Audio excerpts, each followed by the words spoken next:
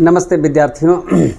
आज हम आपके सामने लेके आए हैं क्वेश्चन टैग। जैसा कि आप देख रहे हैं कि क्वेश्चन टैग जो है लिखा हुआ है, तो क्वेश्चन टैग जो है हमेशा हम लोग कन्वर्सेशन में या अनफॉर्मल रूप में बोलते हैं, तो अनौपचारिक रूप से इसका यूज किया जाता है अपने आम जिंदगी के बोलचाल जो हम लोग इंग्लिश में करते हैं या हिंदी में जिसमें बोलते हैं ना लगा करके, वह क्वेश्चन टैग ही होता है और कुछ नहीं होता है।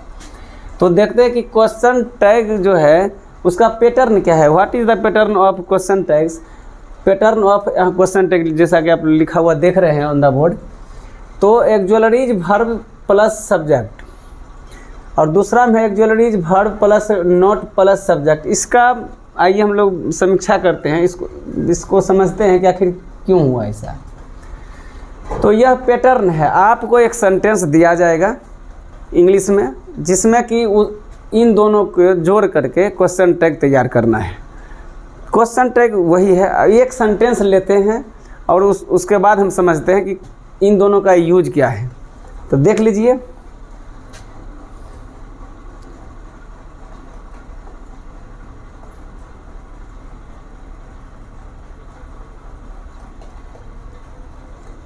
कॉमा लगा दिए हैं। एक सेंटेंस मैंने ले लिया एग्जाम्पल के रूप में। एग्जाम्पल ले लीजिए कि राम गोज टू स्कूल। अब इसको हमको क्वेश्चन टैग बनाना है। सर्वप्रथम हम देखेंगे कि यह सेंटेंस जो है पॉजिटिव में है या निगेटिव में है। यदि पॉजिटिव में होगा, रूल कहता है कि यदि पॉजिटिव में है स्टेटमेंट तो क्वेश्चन टैग निगेटिव होगा। यदि स्टेटमेंट आपका निगेटिव है तो क्वेश्चन टैग पॉजिटिव होगा। दोनों क्रॉस है। तो यहाँ पर देखते हैं जो दिया हुआ सेंटेंस है राम गोज टू स्कूल, इसमें निगेटिव की कोई संभावना नहीं है। राम स्कूल जाता है, ठीक है, राम स्कूल जाता है, इट्स अ हिंदी। अब देखिए इसको बनाएंगे क्या। रूल कहता है कि सबसे पहले क्या लेंगे, तो सबसे पहले कहता है रूल एक्जुअलरी ले लीजिए, एक्जुअलरी ले लीजिए। उसके बाद आप सब्जेक्ट लीजिए, फिर क्वेश्चन मार्क ले लीजिए। तो एक्जुअलरीज ले लेते हैं। तो इसमें देखते हैं कि राम गोज टू स्कूल में एक्जुअलरीज वर्ब की मौजूदगी नहीं है। जैसा कि हम लोग जानते हैं, एज यू नो, दो ऐसे टेंस हैं प्रेजेंट और पास्ट के इंडेफिनिट में, दोनों प्रेजेंट इंडेफिनिट और पास्ट इंडेफिनिट में उसका जो है एक्जुअलरीज की मौजूदगी उसमें नहीं है। मतलब वो वहाँ पर उसका कोई स्थान नहीं है। कहाँ पर? प्रेजेंट इंडेफिनिट और पास्ट इंडेफिनिट में। यहाँ पर ही आपको एक्जुअलरीज नहीं मिलेगा, वरना सब जगह मिलेगा आपको एक्जुअलरीज।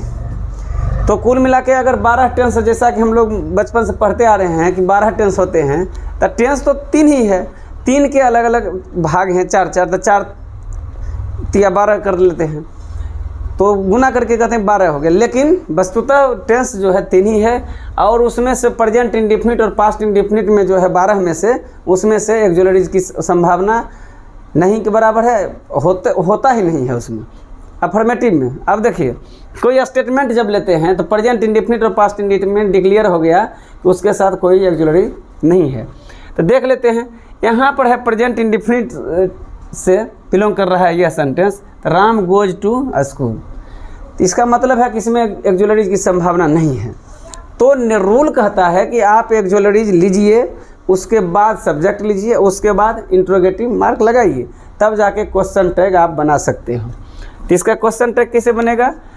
तो जिसमें एक्जुअलरीज नहीं होगा बाबू, उसमें से हम डू या डज का प्रयोग करेंगे, और वो भी अकॉर्डिंग टू सब्जेक्ट। सब्जेक्ट कैसा है, सिंगुलर है या प्लूरल है, उसके अनुसार हम लोग सेट करेंगे एक्जुअलरीज को। तो डू डज दिया गया है प्रेजेंट में, तो देख लीजिए, चूँकि प्रेजेंट इंडेफिनिट का आपने स्टेटमेंट दे रखा है या ले रखा है, तो इसको बनाइए। तो Ram goes to school, Ram goes to school. तो एक्जुअलरीज इसमें नहीं है, तो लेंगे राम।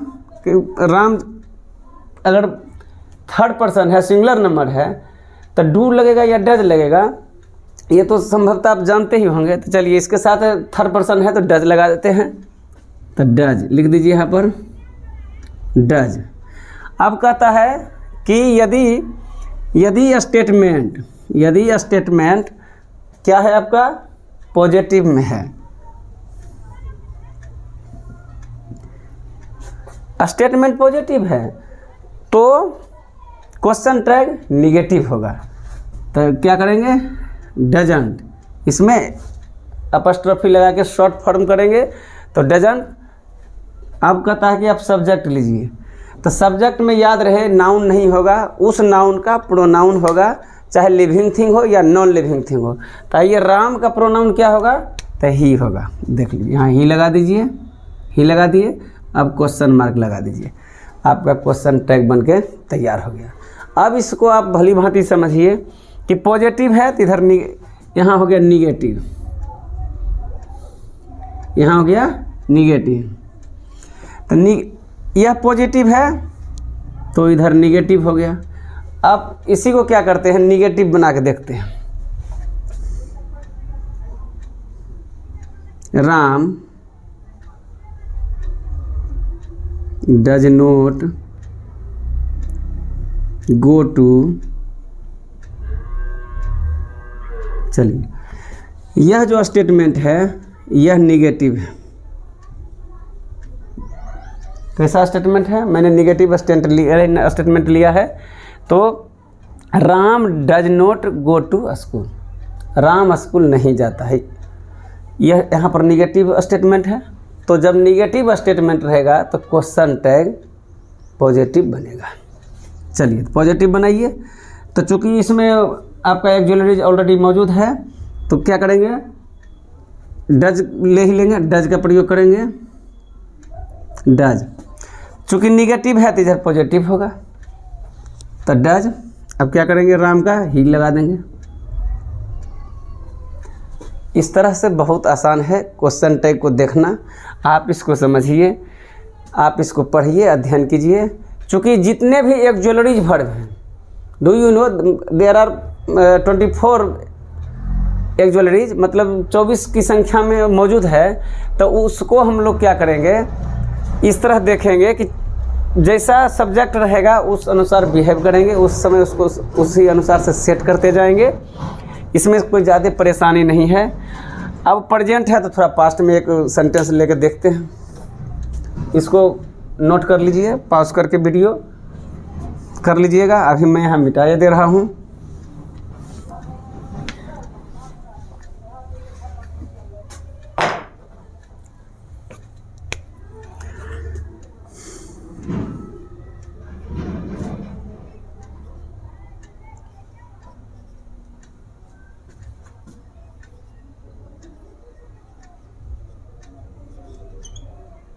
अब देखिए,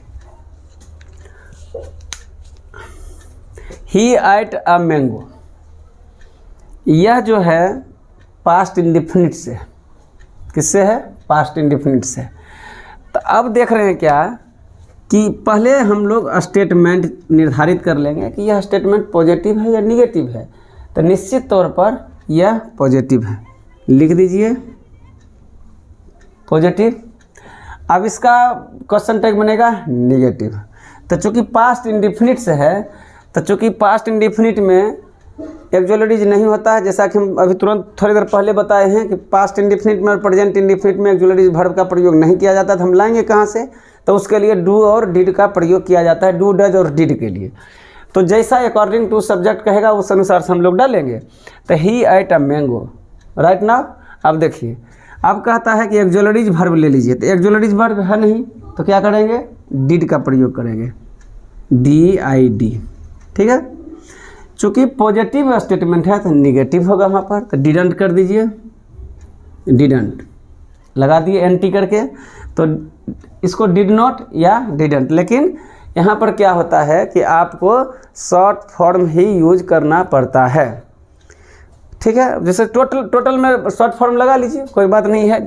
यह क्या है, डिड प्लस नॉट बराबर डिडंट।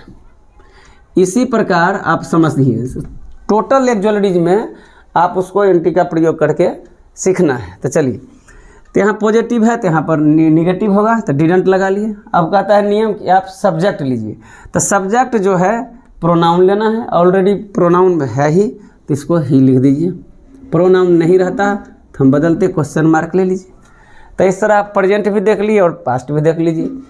तो इसका मतलब है कि टोटल जो भी आएगा, मुख्यतः बेसिक बातें क्या सामने निकल के आई हैं कि एक स्टेटमेंट रहेगा, उसको सबसे पहले हम चेक करेंगे पॉजिटिव है या निगेटिव है। अकॉर्डिंग टू वैसा हम बिहेवियर उसके साथ बिहेव करेंगे, वो उसी लायक होगा।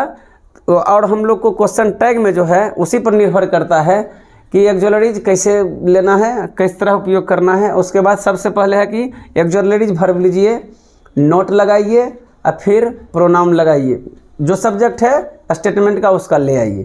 हमेशा ध्यान रहे कि प्रोनाउन ही यूज होना चाहिए, चाहिए नहीं मतलब it is a mandatory part of question tag. That's right. आशा करते हैं आपको यह बातें पसंद आई होंगी, आप इसको बनाइए। फिर हम यही नहीं रुकेंगे, अभी और भी है क्वेश्चन टैग को समझने की बारीकी। तब तक आप इस बारीकी को इतना ही समझिए, अगले पार्ट में हम इसको फिर से लेके आएंगे। तो क्या लेके आएंगे ज़रा समझ लीजिए। यहाँ पर हमने अब देख लिया है कि प्रोनाउन आया है। अब कुछ प्रोनाउन जैसे इंडिफिनिट प्रोनाउन है, तो इंडिफिनिट प्रोनाउन जब सब्जेक्ट के रूप में रहेगा तो उसके क्वेश्चन टैग में सब्जेक्ट क्या होगा इसके बारे में बताएंगे। तब तक के लिए बहुत बहुत धन्यवाद।